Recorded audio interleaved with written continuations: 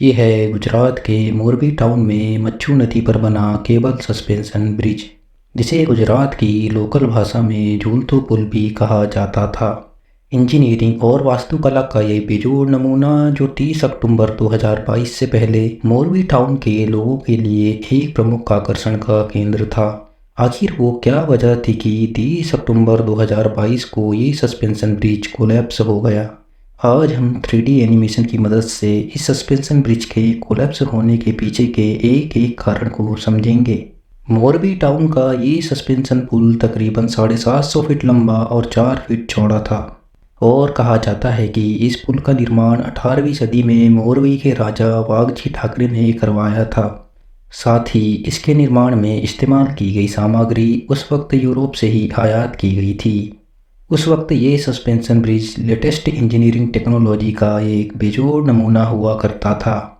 साल 1879 में इस ब्रिज को आम लोगों के लिए खोला गया था और हालिया वक्त में मोरबी ब्रिज दरबारगढ़ पैलेस से सीधे लुगदीर जी इंजीनियरिंग कॉलेज को जोड़ता था।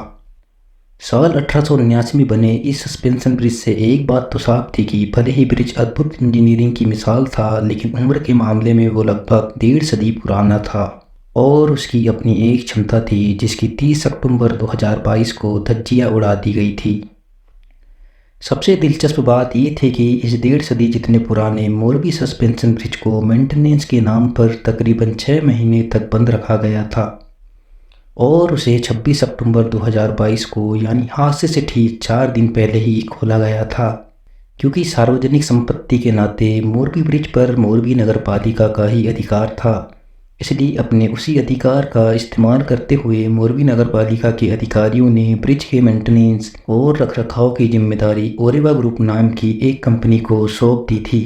और तो और ब्रिज के मेंटेनेंस को लेकर ओरेवा ग्रुप के साथ मोरबी नगर पालिका का 15 साल का करार हुआ था और यही करार मोरबी प्रशासन की सबसे बड़ी गलती थी, क्योंकि जिस ओरेवा ग्रुप को इस ब्रिज के मेंटेनेंस की जिम्मेदारी दी गई थी उसे ब्रिज के मेंटेनेंस का कोई भी एक्सपीरियंस नहीं था।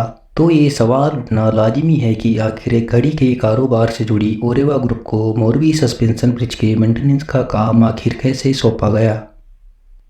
मोरबी ब्रिज कोलैप्स की जांच रिपोर्ट में ये बात भी सामने आई थी कि ओरेवा ग्रुप ने टेंडर तो ले लिया था, लेकिन मेंटेनेंस का काम किसी लोकल कंस्ट्रक्शन फर्म को सौंप दिया था और तो और जिस लोकल फर्म से ब्रिज का मेंटेनेंस करवाया था उसे भी पहले किसी ब्रिज मेंटेनेंस का एक्सपीरियंस नहीं था। जांच में ये बात भी सामने आई थी कि करीब 1.5 दशक पुराने ब्रिज की जंग खा चुके केबल्स को बदलने की जगह मेंटेनेंस के नाम पर सिर्फ ब्रिज की फ्लोरिंग की गई थी, यानी कि पुराने फ्लोर पर ही नए फ्लोर की एक लेयर चढ़ा दी गई थी, जिससे कि पहले से कमज़ोर ब्रिज नए फ्लोर के वजन से और कमज़ोर हो गया था और सिर्फ इस काम के लिए ब्रिज को 6 महीने तक बंद रखा गया था।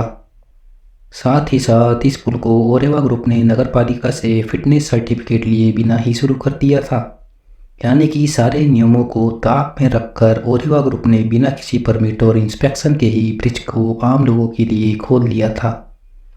आगे बढ़ने से पहले ब्रिज के स्ट्रक्चर को समझना जरूरी है, तभी हम ब्रिज हादसे के पीछे का असली कारण जान पाएंगे। जैसा कि मैं पहले ही बता चुका हूँ, मच्छू नदी पर बना ये ब्रिज सस्पेंशन ब्रिज था। आप में से काफ़ी लोग सस्पेंशन ब्रिज के बारे में जानते ही होंगे।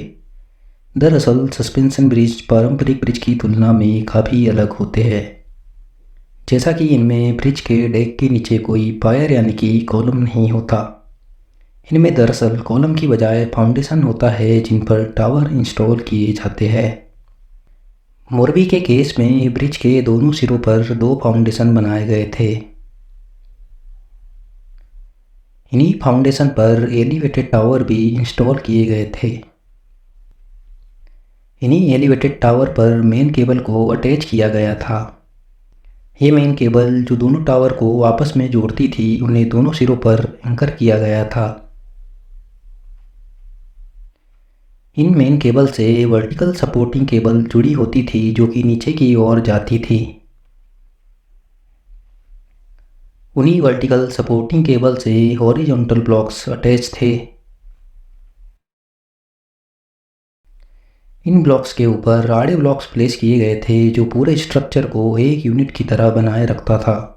और केबल तथा ब्रिज को स्टेबिलिटी देता था।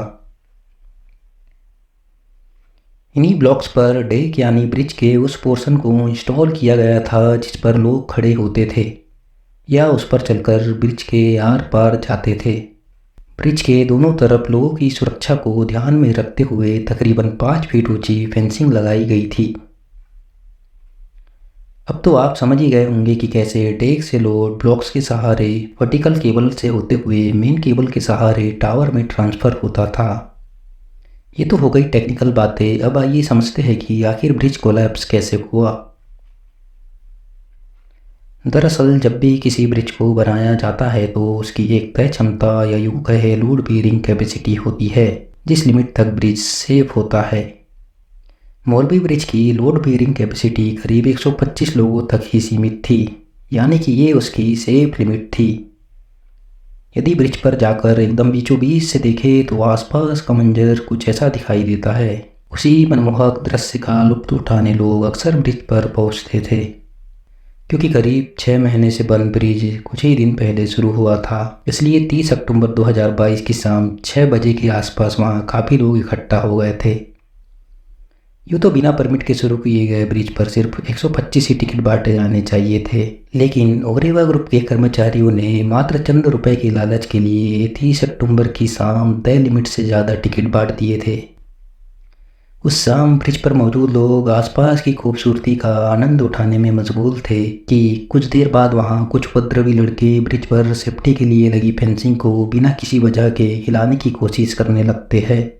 लेकिन आश्चर्य की बात ये थी कि उनकी इस हरकत पर वहाँ आसपास मौजूद कोई भी व्यक्ति उनको रोकने की कोशिश नहीं करता। खैर उस वक्त तो ब्रिज को कोई नुकसान नहीं पहुँचता है, लेकिन फिर से तकरीबन 6:39 के आसपास ब्रिज के बीचों बीच में ये सफ़ेद शर्ट में मौजूद लड़का अचानक मस्ती मस्ती में ब्रिज को पकड़कर हिलाना शुरू कर देता है। इससे पहले से कमज़ोर केबल और ओवर क्राउडेड ब्रिज जवाब दे देता है और देखते ही देखते एक ओर की सपोर्टिंग केबल टूट जाती है और अगले ही पल वहां मौजूद लोग सीधा नीचे मच्छू रिवर में जा गिरते हैं। इस हादसे में कई मासूम जिंदगियों की जान चली जाती है और कई लोग घायल हो जाते हैं। बचाव दल सुबह शाम अगले 5 दिनों तक रेस्क्यू अभियान में लगा रहता है और 5 दिन के बाद रेस्क्यू अभियान भी बंद कर दिया जाता है। इस मोरबी हादसे में 135 लोगों की जान चली जाती है और वहीं 160 से अधिक लोग घायल हो जाते हैं। गुजरात सरकार द्वारा मामले की जांच के लिए 5 सदस्यों की कमेटी का गठन किया जाता है। मामले की जांच के बाद हादसे से जुड़े 9 लोगों को गिरफ्तार भी किया जाता है, जिनमें ओरेवा ग्रुप के 2 मैनेजर, 2 टिकट क्लर्क, 2 ठेकेदार और 2 सुरक्षा गार्ड भी शामिल थे। हद तो तब हो जाती है जब कोर्ट में ओरेवा ग्रुप के मैनेजर द्वारा इस हादसे को एक्ट ऑफ गॉड बता दिया जाता है। जांच के बाद ये पाया गया कि इस हादसे की मुख्य वजह ब्रिज की सदियों पुरानी जंग खा चुकी केबल्स थी। यदि पुल को संभालने वाली केबल को मेंटेनेंस के दौरान बदला गया होता तो इस हादसे को टाला जा सकता था। नगर पालिका के ऑफिसर ने इस हादसे के बाद बताया कि ओरेवा ग्रुप द्वारा किसी भी प्रकार के फिटनेस सर्टिफिकेट के लिए कभी अप्लाई ही नहीं किया गया था और मोरबी ब्रिज को भी बिना किसी सूचना दिए ही आम लोगों के लिए खोल दिया गया था। केंद्र एवं गुजरात सरकार द्वारा इस हादसे में जान गंवाने वाले लोगों के परिवारों को मुआवजा दिया गया, लेकिन कई सवाल बार बार सामने आते हैं। आखिर इस घटना का असली जिम्मेदार कौन है? कहीं ना कहीं इसके लिए वो मोरबी प्रशासन जिम्मेदार है जिसने बिना किसी जांच के एक इनएक्सपीरियंस कंपनी को ब्रिज मेंटेनेंस का काम सौंपा। साथ ही जब 6 महीने के लिए मेंटेनेंस के नाम पर ब्रिज को बंद रखा गया था और ओरेवा ग्रुप द्वारा वहां मेंटेनेंस किया जा रहा था, तो मोरबी नगर पालिका के अधिकारियों ने आखिर वहां जाकर मेंटेनेंस वर्क का जायजा क्यों नहीं लिया? ये सीधे तौर पर मोरबी नगर पालिका का लापरवाही भरा रवैया दर्शाता है।